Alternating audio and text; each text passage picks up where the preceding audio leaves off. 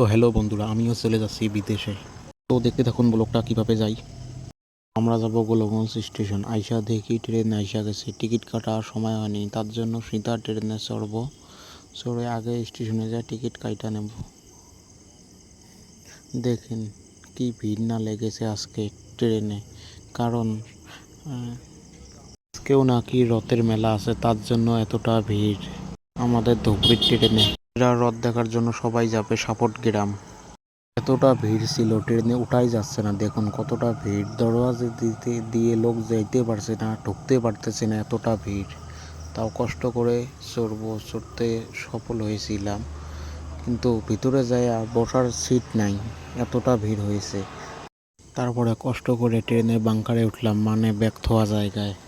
নিচের দিকটায় দেখুন এতটা ভিড় হয়েছে, দাঁড়িয়ে থাকায় মানুষের দিকদার হচ্ছে, অনেক কষ্ট হচ্ছে। দেখুন এতটা কষ্ট করে চলে আসলাম ফাইনালি কামাখ্যা রেল স্টেশনে।